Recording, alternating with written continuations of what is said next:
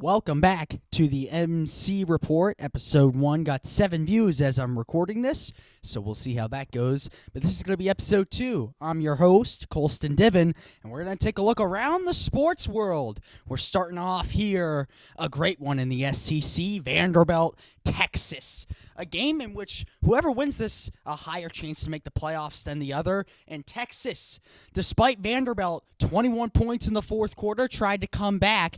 They notched a 3-point victory. This is an important one for Arch Manning. He's had his down weeks, his up weeks. This is the perfect time to get hot. They're coming into a bye. They've got Georgia coming up soon.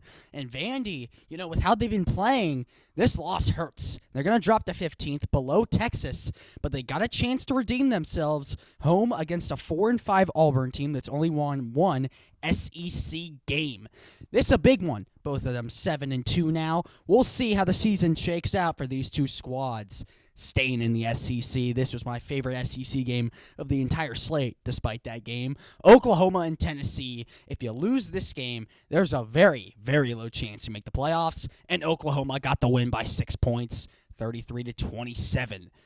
Not much to report here. Oklahoma was in control almost the entire game, but Oklahoma is going to shoot to number 11 in the nation. That's above Texas and Vandy.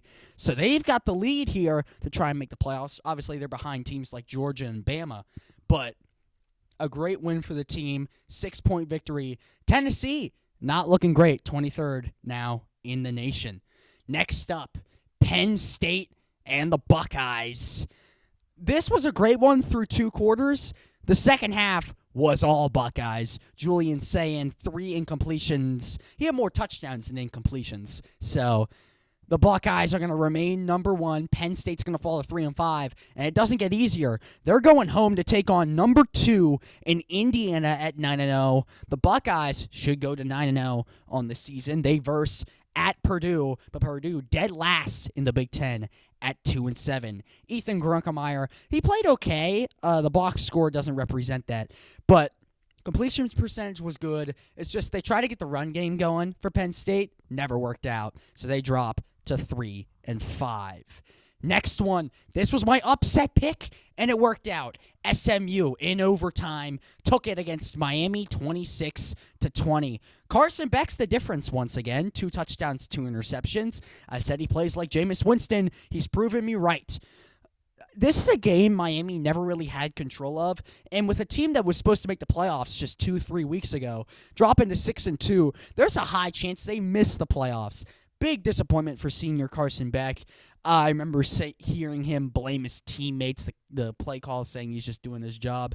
You got to play better, especially against SMU. As much as I do have a soft spot for SMU, they just outplayed him, fair and simple. So, nice win for SMU. They improved to 6-3. They're now above Miami in the ACC standings. Miami takes on Syracuse at 3-6 to get back on track. And SMU may face the worst team in the entirety of college football. They take on 1-8 Boston College. So both these teams should get wins here next week. We'll see, however. These two teams, very similar boats. We'll see how it shakes out. Next up, SEC action once again. The Bulldogs headed into Gatorville and surviving 24-20. Georgia now number 5 in the nation. This Georgia team has not impressed me, to say the least. Florida,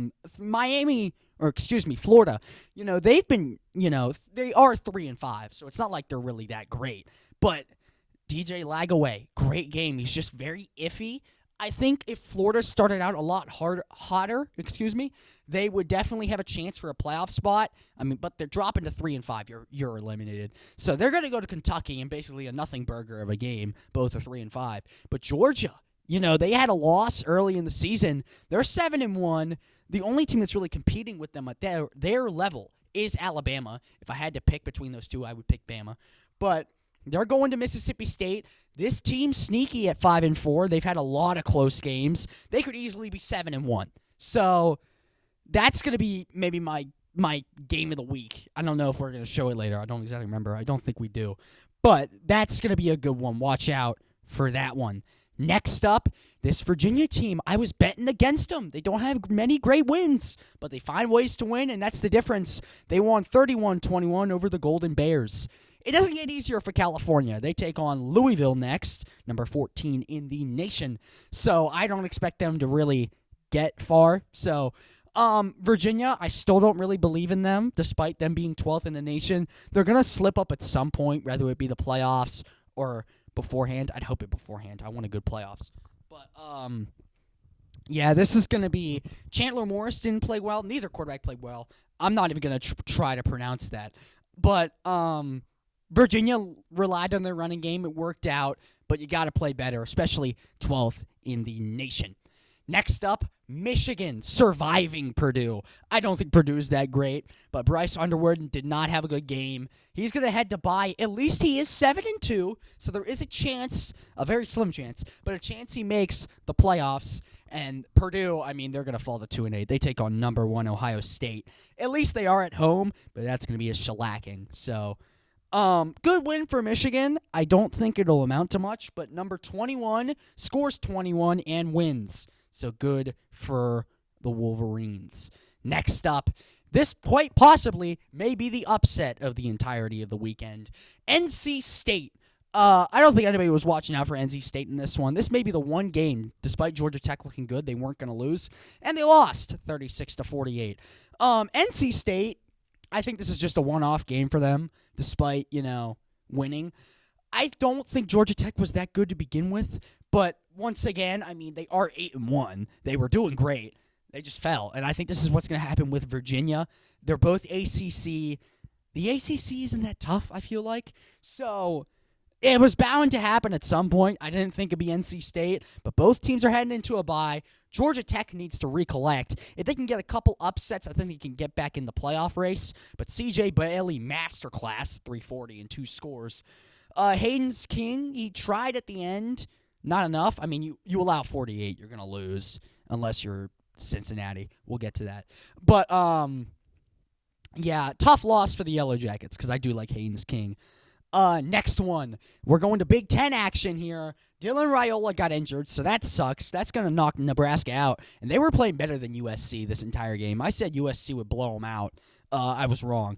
But they got the win. It's an ugly one, 21-17. Jordan Mailava had 9 completions out of 23 passes. That's terrible. I think I could do better. But USC is going to go home against Northwestern. Looking at this game, I don't even think they beat Northwestern. I'm going to be honest. And Nebraska, without Dylan Raiola, they're not beating maybe anyone in the Big Ten besides maybe Purdue. So it's going to be tough sledding for the Cornhuskers. They're away at UCLA. That's a very sneaky team. Obviously, they beat Penn State earlier in the year when they were, good. So these two games, both of them, have strong implications, especially on these teams' seasons.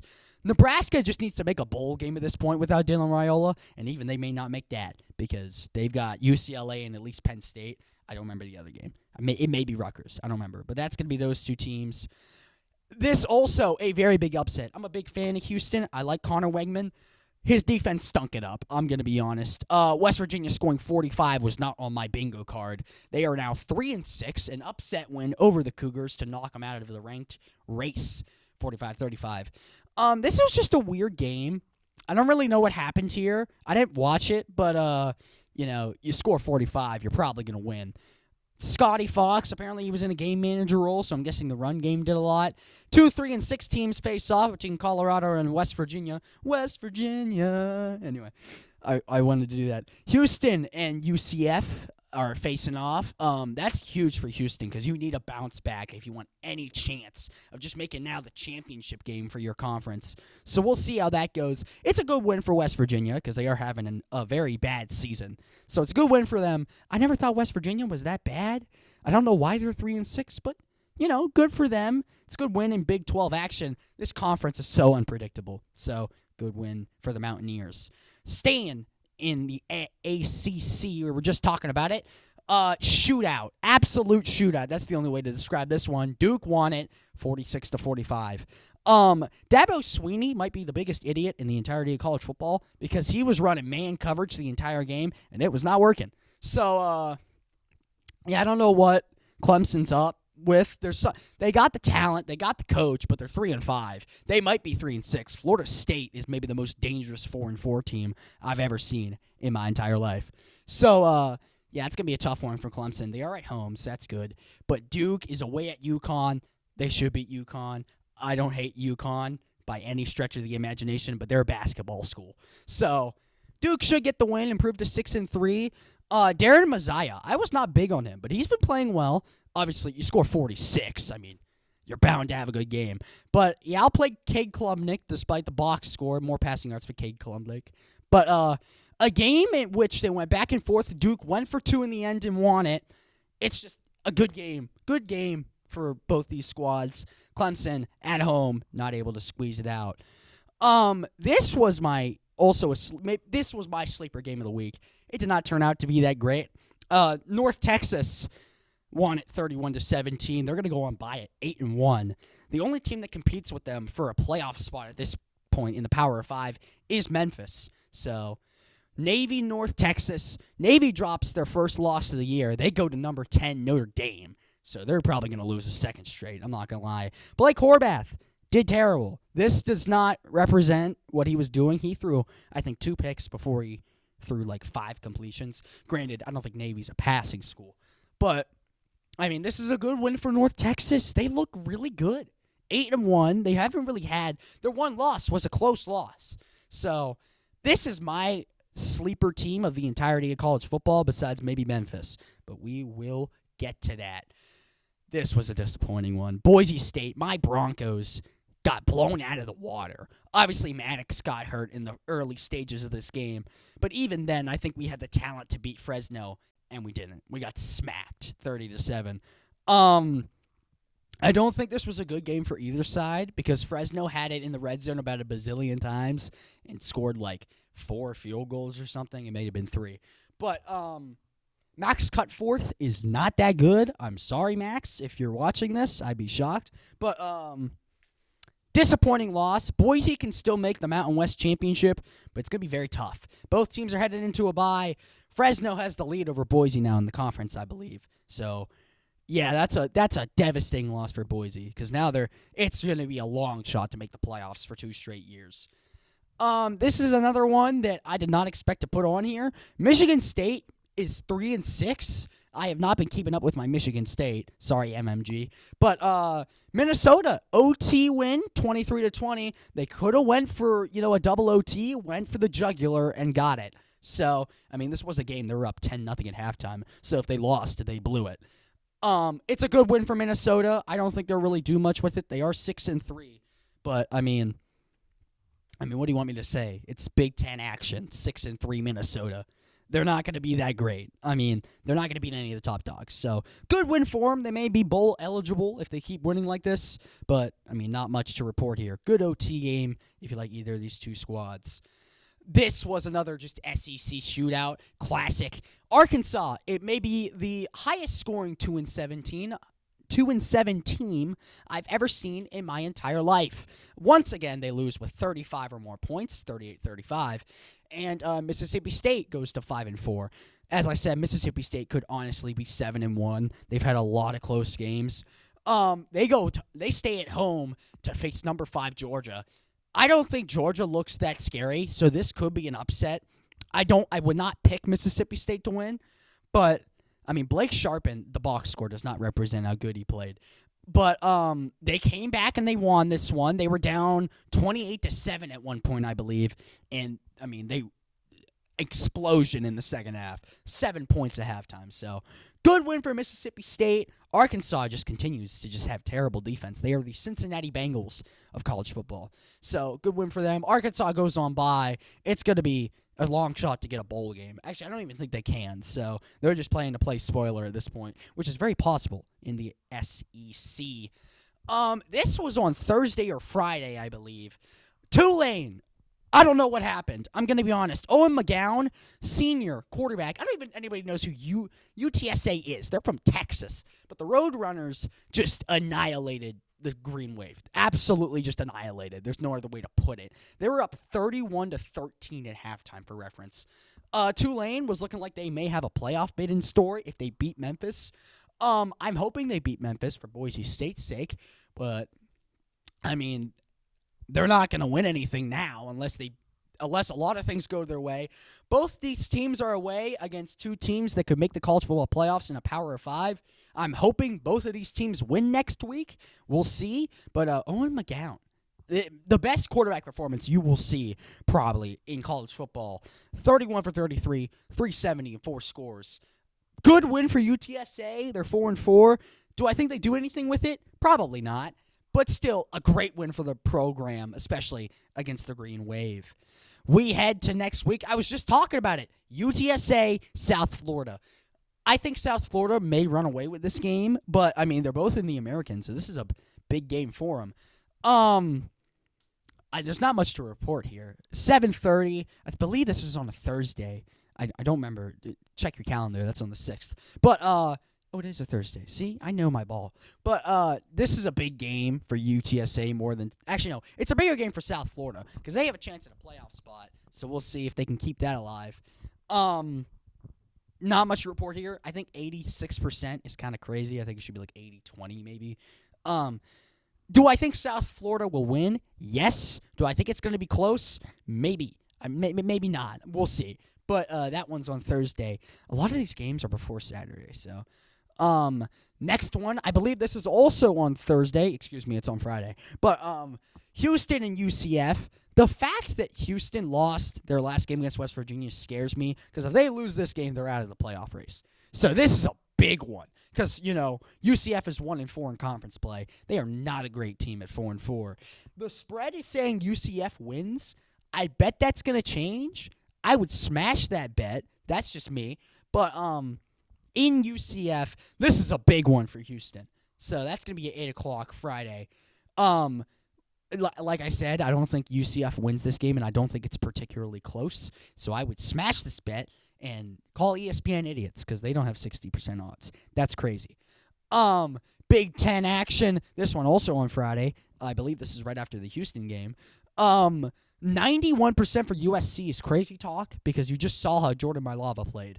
Northwestern, USC, 14.5 favorites. It's just, that's crazy to me. But once again, Friday night action, Friday night lights. I don't think if USC wins this game, I wouldn't be shocked, but I would not be impressed because they've looked, ever since they lost to Notre Dame, they have not looked great. So we'll see how this one shakes out. That's going to be at 9 o'clock on Fox. Tulane is coming off a devastating loss, kind of like Boise State. They go to Memphis.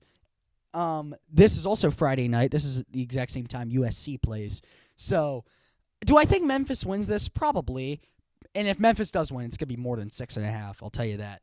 But Navy still leads in the American Conference. That's down here.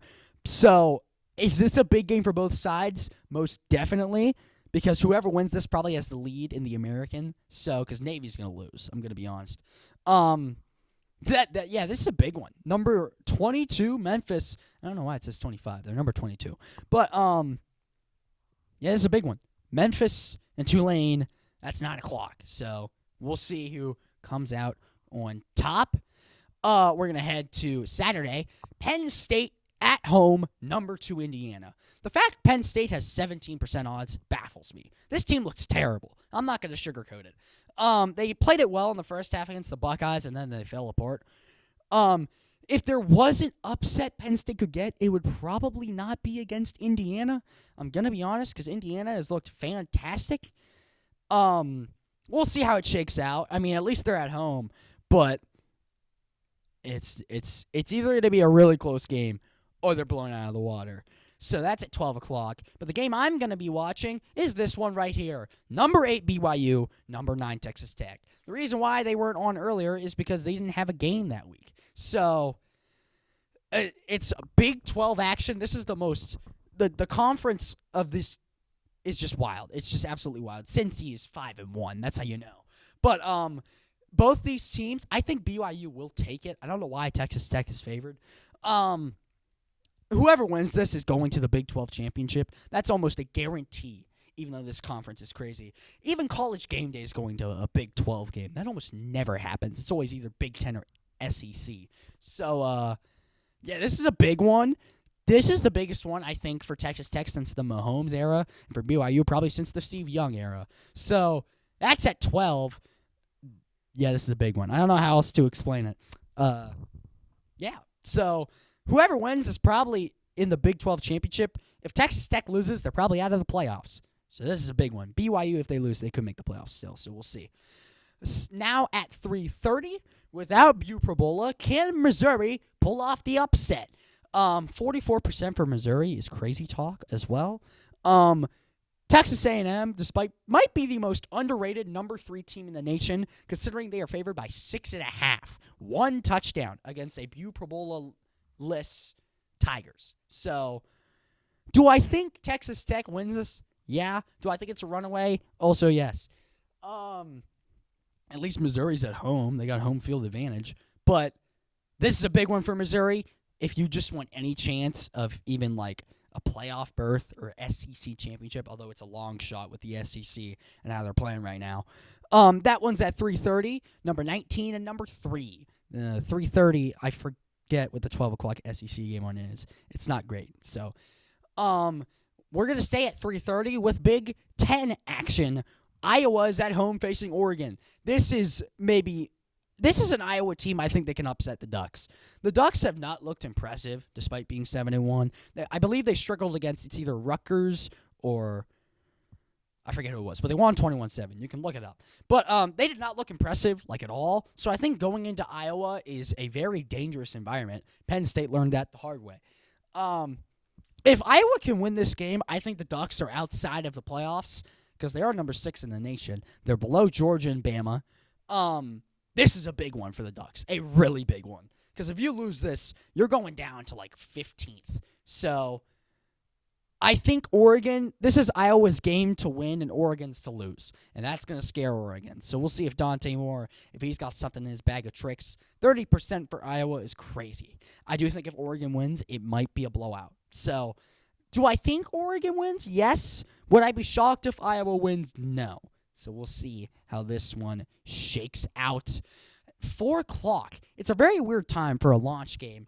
But for Vandy, it makes sense because they just got off of basically being embarrassed by Texas because Texas had a big lead. The only reason Vandy was in it, they scored 21 in the 4th, and Texas scored nothing. But this is the definition of a bounce-back game if you're Vandy. You got 2 losses in the SEC. A lot of cards need to go your way, and Auburn has nothing to lose. They have lost a lot of games by 1 score. If you can beat Vandy, that may be a win on your entire season. So 7.5 favorites. The spread is even for this game. I understand why. I also think Vandy is going to win this because Auburn, they're a dumpster fire right now. We'll see if they can even stand a chance. I think they will. I don't think... Auburn's went to overtime, I think, in 2 games already in SEC play. I don't think they get a third, at least not in this one. So we'll see. Once again, I don't think this is updated because it says number 9 Vandy, even though they're 14th. So Vandy, tough loss. Let's see if they can bounce back in Nashville. As I said, I'm not a firm believer in Virginia, but at least they're at home against Wake Forest. 6.5-point favorites sounds about right. Wake Forest, excuse me, I almost said West Virginia, but Wake Forest, 5-3, 2-3 in conference play. I don't think they make the championship, especially 2 5-1 teams and 1 4-1 team, as well as SMU in the mix. So I don't think they win the ACC by any stretch of the imagination. But this is a big one for Virginia. Each game is going to get bigger for Virginia because they just keep winning and winning. Their 1 loss was not an ACC play, so they are the favorite to make the ACC championship. We'll see if they can keep it up, because right now they are in the playoffs, so we'll see if they can keep it up. I would not be shocked if Wake Forest wins this game. I love the Demon Decons. That's a great name. But that one's at 7. I just feel like Virginia getting a night game is kind of weird. No hate on Virginia, but yeah, just a weird one to have in a night game. Another night game in the ACC, it's Cal versus Louisville. 19.5 favorites for Louisville. It's bonkers. I understand it because Cal has not looked great, but I would smash the Cal because I don't think it'll be a 19.5-point game. Louisville is at home, so that's not good for Cal at all. But this is the definition of a trap game right here. I don't think Cal makes this particularly close. I think it'll be closer than 19.5. But, yeah, Louisville only jumped 2 spots from this past week because they were on bye. If they can win this one and just see Virginia lose, they could easily be in the playoff race. And I think Louisville is a lot better of a team than Virginia. So we'll see if they can keep the momentum rolling. Obviously, you saw them beat Miami. Not very impressive. Miami's not looked great. But still, it's a great win. That win for them. That was on a Friday night, I remember. But that's on ESPN2, 7 o'clock, another night game in the ACC. And obviously, this is a big rivalry, but Brian Kelly just got fired. So this might not be that close of a game, but it has to be on here. Bama and the Tigers. Bama's number 4 in the nation after starting 0-1. They've won 7 straight. I really thought Bama was on a downturn after that loss to Florida State, because Florida State was my sleeper pick to make the playoffs this year. That's not going to fruition.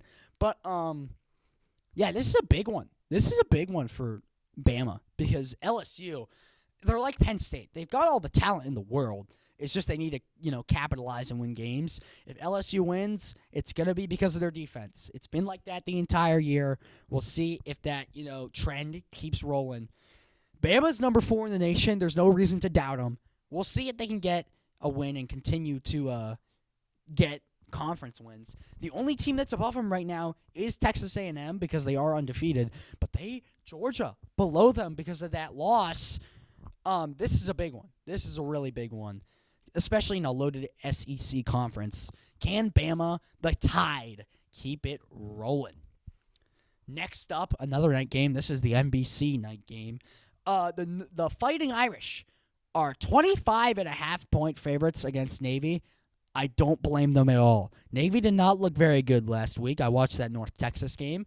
And if they could keep it within 25.5, I'd be impressed. So, obviously, Notre Dame technically has a worse record, but they versed 2 fantastic teams.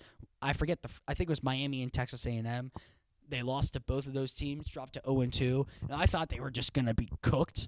So, winning 6 straight, you're in top 10 in the nation, a big bounce back. They're kind of like Bama. But Navy, if Navy can win this game in Notre Dame, I have no reason to doubt them. But obviously, this is a big one for both sides. If Notre Dame loses this one, there's no shot you're making the playoffs, especially because you're not in a conference. Get in a conference. But let's see what they got. This is are you really a contender type of game? So we'll see who comes out on top. We head to NFL action. I would show you Thursday night. That game was not close. So we're going to just skip to the 1 o'clock. My Chargers, oh boy, was this a close one. They won 27-20 over the Tennessee Titans. Defensive and special teams touchdown kept this close. I don't think the score represents what really happened because the Titans did not play well on offense. Obviously, Cam Ward showing that with his stat line. I don't think we played great. I think we could have played better, but we won. We are home versus Pittsburgh on Sunday Night Football. If we win that game, I think we make the playoffs. So I really hope we win that game. Tennessee is 1-8 going into their bye. They're number 1 pick contention again. I guess that's good for Cam Ward because he might get Jeremiah Smith, but we will see. Next one, Herto's Vikings upset Detroit 27-24. J.J. McCarthy might be the real deal. He looks like he played worse than Jared Goff. He didn't. He was kind of a game manager, I won't lie. But, I mean, you beat Detroit, which is like a Super Bowl favorite, one of the Super Bowl favorites, and there's no reason to doubt you. So, coming back, getting a pivotal win, especially in a tough NFC North. Detroit falls to 5-3. Minnesota's 4-4. Minnesota's dead last in their division at 4-4. That's diabolical. But they're going to be home against the Ravens. That's another big one for Minnesota and also for Baltimore. And Washington just lost Jaden Daniels possibly for the year. So I don't think that game will be close. It's a big bounce back for Detroit. So we'll see how that one goes. Next one is going to be a 1-point win for the Patriots, 24-23. The Patriots might be, I don't even know what they are, 7-2, but they haven't been really having big wins, because the only reason they won this game is because the Falcons missed an extra point. I believe it's Parker Romeo, no relation to Tony Romeo, at least I don't believe. missed an extra point, and that gave him the 1-point win as they drained the clock. Michael Penix played great. I'm a big believer in Michael Penix, so it's nice to see that on his bounce-back game. But both these teams away against tough opponents. The Bucs at 6-2 for the Patriots, and the Colts, I believe in like Germany or something. It just says away on the NFL app. So, but they're 7-2. They're coming off a loss to Pittsburgh. Speak of the devil. This is why I'm worried about the Steelers, is because, obviously, I went to that Packers game. They did not look great. But, I mean, if you beat the Colts, that's a bit scary. Obviously, Daniel Jones had an off game. I believe it said they had, 6 turnovers. They at least had 3 interceptions. So, Rodgers, I'm not really scared of. He played another game manager role. But, I mean, he was up 17-7 headed into the fourth. The Colts came alive late in this game. It wasn't enough. We'll see what happens. Obviously, Pittsburgh Sunday night away against my Chargers. And the Colts, this is a trap game coming off the loss. They head back home to face Atlanta. Actually, they don't head home. They head to Germany or whatever. But, yeah, this is a big one for both sides, especially, the Steelers 5-3. If you win against Green Bay, which we'll get to in a second, this is a completely different scenario for Pittsburgh. So, this might be the most fraudulent 7-2 team I've ever seen in my entire life. I have no reason to believe that Bo Nix is a good quarterback. I'm sorry, Dale, if you're watching this. He's not that good. He didn't even have 50% completion percentage. He played a game manager role, and I know it doesn't show it, but C.J. Stroud got hurt. And if Stroud plays this entire game, the Texans win. Because they were dominating. Once again, fourth quarter magic by Bo Nix and the Broncos got them the win. But they did not look impressive. I don't think they're that good of a team. They're going to go to 8-2 because they play Thursday night against the Raiders. The Texans, do or die at this point. Because if you fall to 3-6, you're missing the playoffs. They go home to face the Jags, or I guess they stay home. But that's do or die. If Stroud does not start for the Texans, it's going to be a scary game for sure. So we'll see. Obviously, Stroud out with a concussion on this one. So if Bo Nix can keep it up, I have no reason to really hate on him. Maybe it's Chargers bias, but I just don't think he's that great. This is Aiden's least favorite thing I think he saw in the entire world yesterday.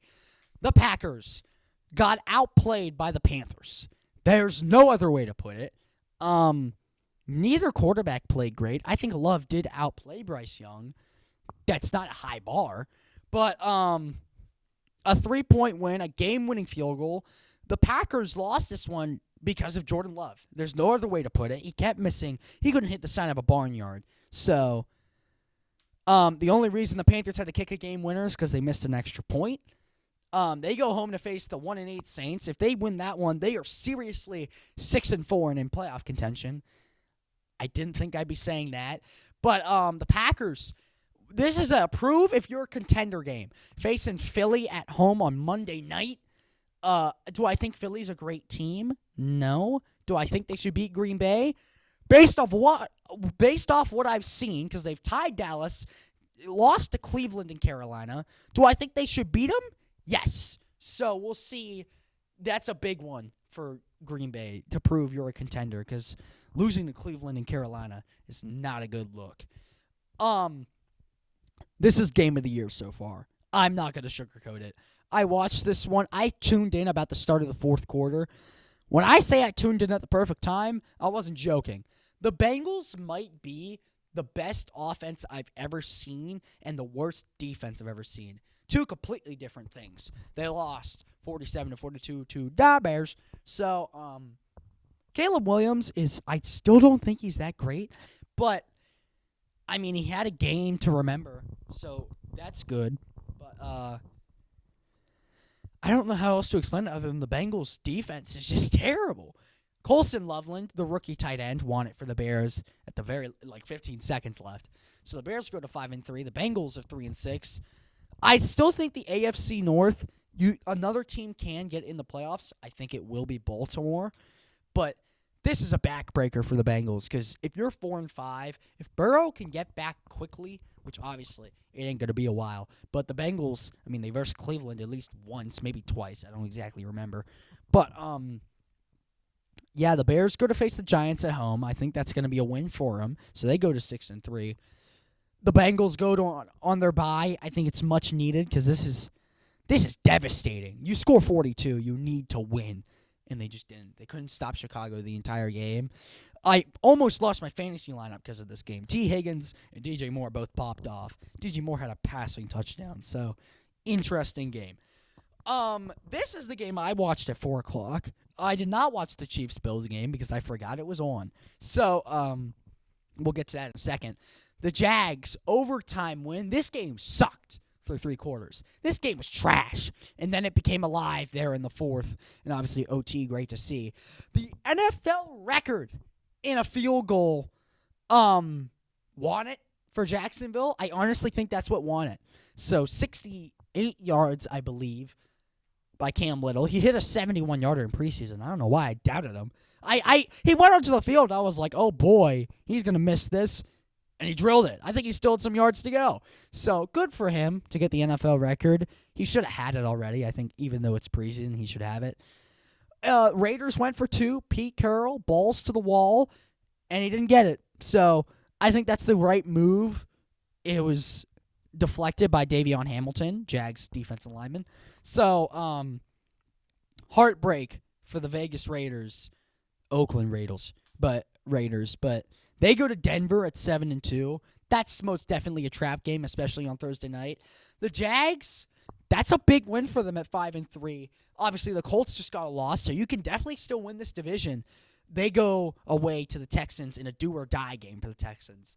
So both these teams, I mean, the Texans have a do-or-die, and the Raiders are do-or-die. I don't think the Raiders win, but great game through from the fourth to OT. Brock Bowers is my GOAT in terms of fantasy. So, speaking of the devil, Patrick Mahomes.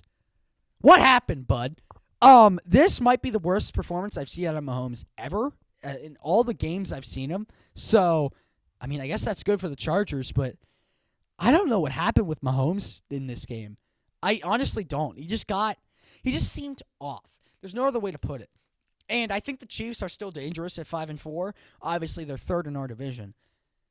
I don't even want to explain how that happened, but I'll take it.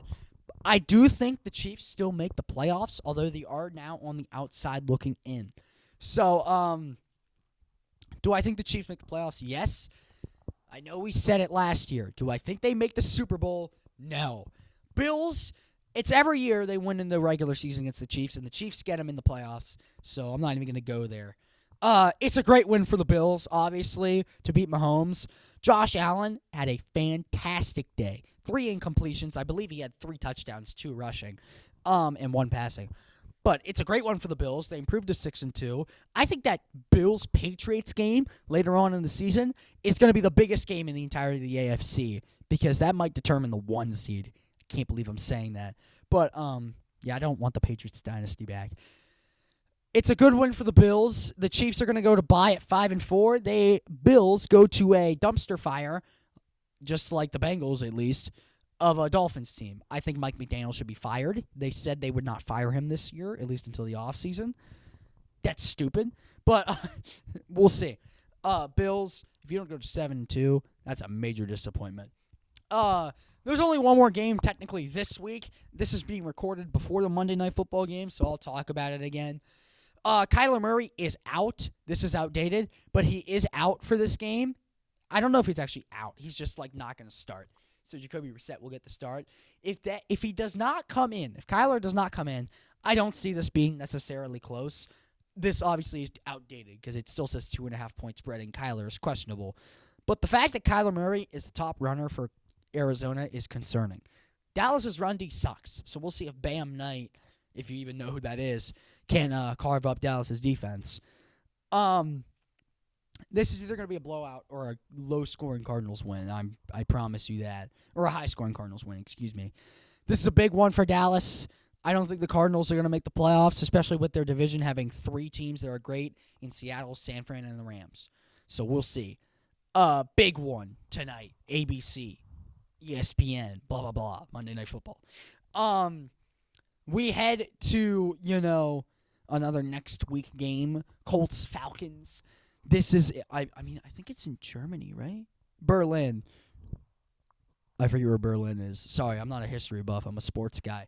But this is at 9:30. I'm not waking up for this. I'm sorry, Indiana Jones and Michael Penis. But yeah, I'm not waking up for this. That's just not happening. We'll see what happens. I think this is the Falcons' game to win. They are 3-5 somehow. They feel like just a 5-3 team. They feel like the Vikings that were like 14-3 last year and lost in the first round. I don't know if anybody else is getting at. The spread says dead even, and the Falcons are favored. I don't know how that works, but even though the spread is 5.5, it doesn't make any sense. I'm not a bettor because I'm 16. But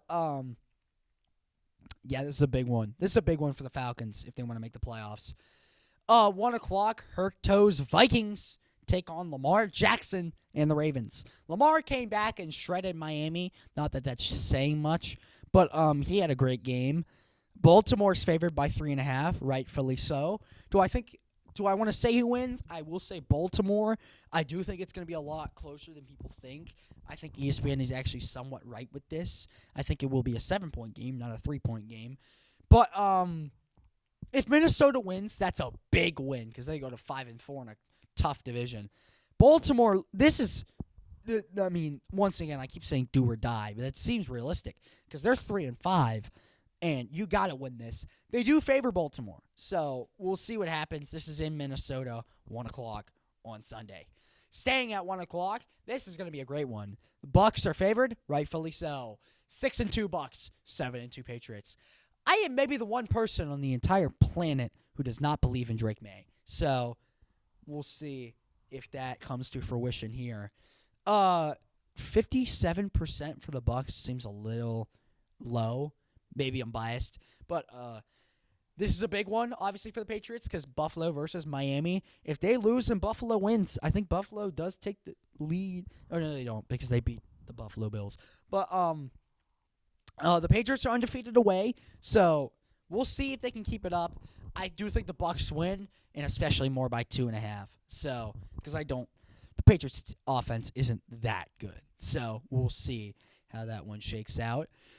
Texans, Jags, as I said, do or die for the Texans, and they are favored. So that's that's an interesting tidbit.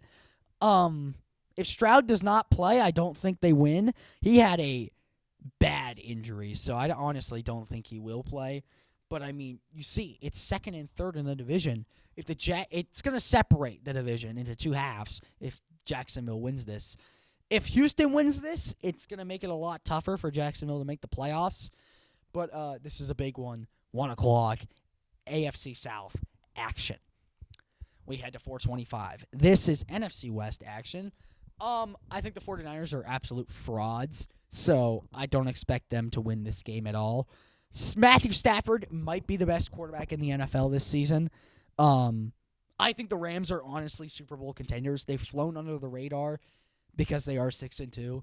But I mean, the Niners won on Thursday night because of a fumble by Kyron, but they got I don't want to say lucky, but they got.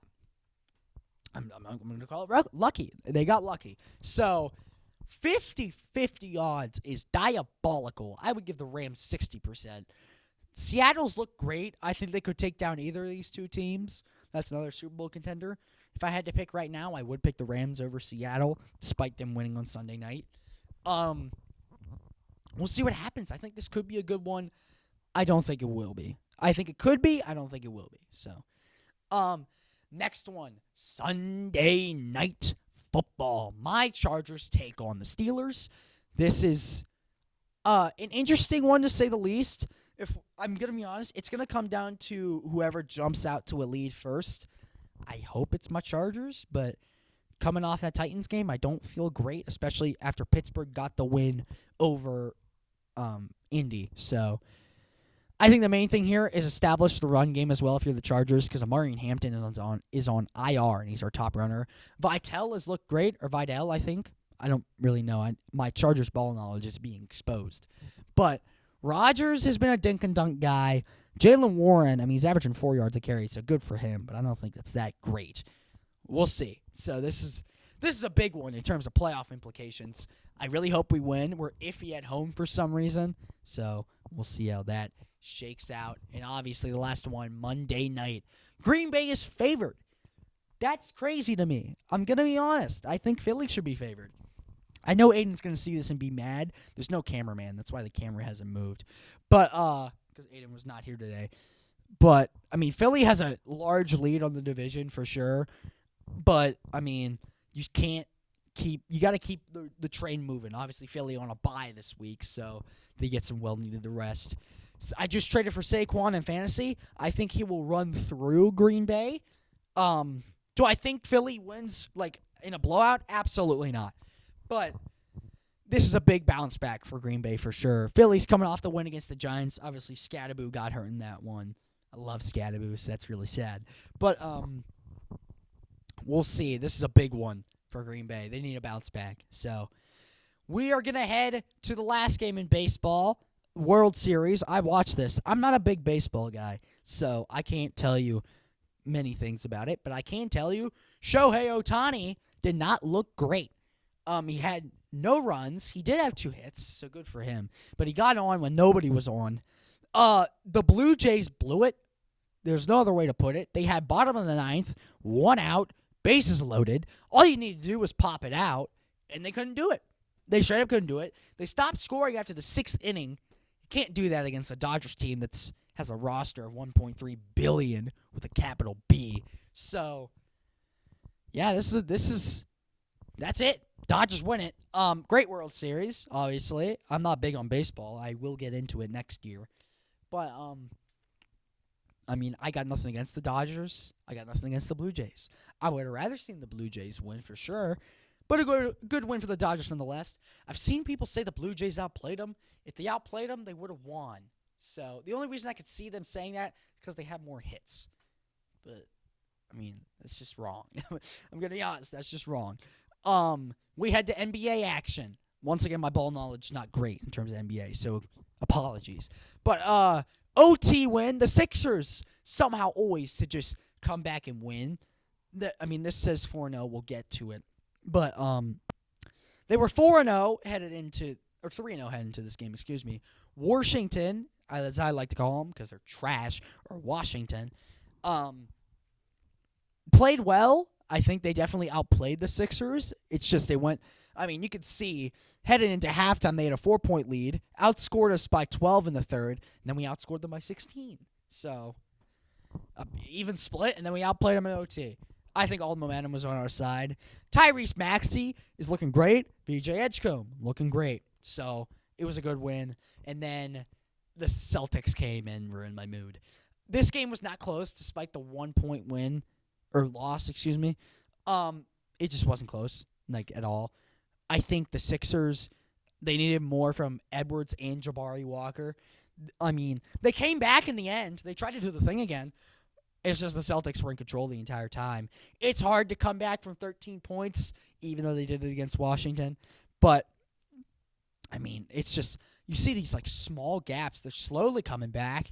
I think if there was overtime, we would have beat them. Especially without Tatum. But, it's a tough loss for the Sixers, especially in NBA Cup action. The Celtics are 3-3. I don't think they're that great without Tatum, so disappointing loss. But the good news is that we beat up on an 0-6 Nets team that's led by Cameron Thomas and Michael Porter Jr., the man who does not pass the ball. So, Kelly Oubre masterclass, 33 minutes, 29 points. Edgecombe, despite 16 points, I don't think he was bad, but he wasn't great either. We just dominated them. It was close through one quarter, and then it just wasn't close ever again. So, good win for the Sixers. They're 5-1. We'll talk about their schedule later. The Nets suck. I'm sorry. If you're a Nets fan, this is not the year to watch. They might legitimately only win 9 games. So, obviously they're in rebuild mode. So, yeah, they just aren't great. Abona. 14 minutes played. I think he played pretty great in those 14 minutes. Great defensive game, despite, only 3 rebounds. So good stuff for him. Speaking of the schedule, tomorrow night, it's Giddey and the Bulls taking on Maxey and the Sixers. Obviously, it's the 6th game of the year for the 76ers. But, these are the top 2 teams in the Eastern Conference somehow. Philly's going to take, coming off a win against the Nets, I think this is a big game, especially for the more. I feel like it's more so for the Bulls, but they got the Sixers favored. I like it. I don't know if we're at the Bulls or the 76ers, because this says 76ers, and this says at the top they're at the Bulls. I don't remember which one the United Center is. So if you know that, then you know where they're playing. I don't, though. But we'll see what happens. I think the Sixers do win. Maybe that's my bias, but I don't think. Obviously, Giddey's good, but he's shooting. 22 points per game isn't great. I don't think the Bulls have played anybody that great. So, if the Bulls can win this, good for them. We'll see what happens. The Sixers, once again, because this is, a week thing, so I got to go over all the games. They versus the Cavs. If the Sixers win against the Bulls, they win against the Cavs. I think that's my logic of thinking. If they lose against the Bulls, they lose against the Cavs. 7 o'clock. Cavs are 4-3. I don't know how they're 4-3. I haven't checked, but they're a great team. $10, by the way, to get into a Cavs-Sixers game, even if it's a nosebleed seat, I think is a great one.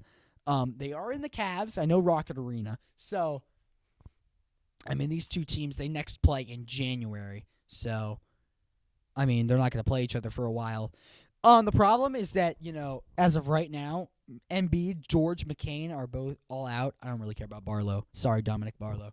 I think McCain's injury is the most worrying. He's out for this game. He's projected to return November 8th, according to this. If we could stop Donovan Mitchell, I think we win this game. The Cavs are favored, rightfully so. I just skipped a slide. The last sport here is going to be the NHL. We're going to go over the Penguins and the Flyers. And these two teams faced off. The last Monday we did this. This game was happening in the middle of it. It was a great one. I watched the ending of it once I got home. Penguins lost to the Flyers. I do like the Penguins more, so that does suck. But, it went to a shootout. It was a great game. I think the Penguins are a second-half kind of team, second and third period. I think the Flyers just outplayed them. I think that's really the only way to explain it, obviously, because you went to a shootout and you weren't able to close it. So, good win for them. We'll see. The Penguins are 7-2-2. They're not a bad team. They're a very young team as well, so I think they can keep building on this. I don't think they're Stanley Cup bound, but they are playing well, so that's good for them. Next one, Penguins coming off the loss in the shootout, bounced back against the Wild. Herto's Minnesota Wild. He doesn't watch NHL much, but I asked his favorite team, and it was the Wild. 1-1 headed into the third period, and the Penguins, I don't know what that was, excuse me. They dominated in the third period. 3 goals there. Brian Rust, a great game, a goal assist, only 2 shots on goal, and he scored. So, good win for the Penguins. I don't think the Wild are that good, but maybe they can prove me wrong. But the Penguins are 8-2-2, and then obviously they went to Winnipeg and got smacked. I'm sorry, there's no other way to put it. They were down 4-1 heading into the third period. It was going to be very tough to come back. I think Winnipeg is very, very good, so I'm not really mad at this loss. I think they're definitely better than the Penguins. So, they just looked off. I'm not mad at this loss. There's so many more games to play. I don't think this one will determine much. As for the Flyers, headed back home, or I believe they were at home, so it would have been 2 straight home games.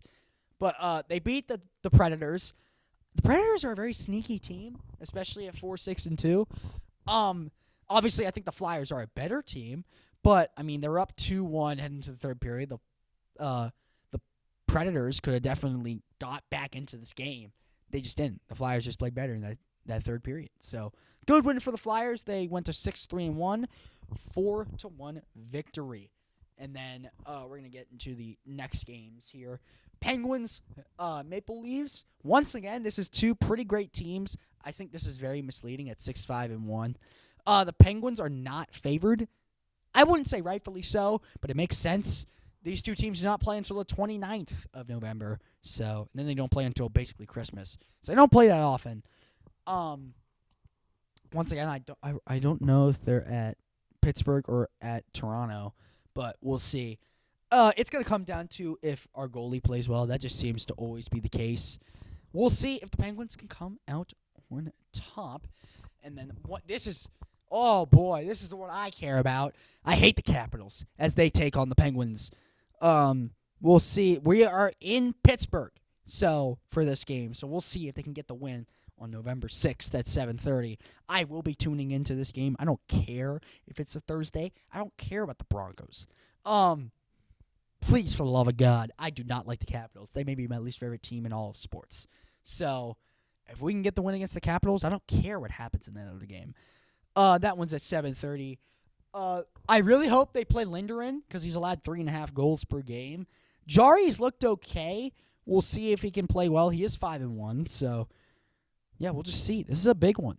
They don't play again until March, which is crazy to me because this is a rivalry. They do play back-to-back, so that is cool. And then the last slide here, it's going to be the Flyers taking on the Canadians. We will see what happens here. The Flyers are winless away, so we'll see if they can come out with the win. I do think the Canadians win because they're very good at home. But they are in Canada, I believe. So this is going to be a big one. That's tomorrow, and that will do it. 59 slides. I feel like I breezed through that. But that's all the sports. We will see you next week. That's been your MC Report. I'm Kolstin Diven.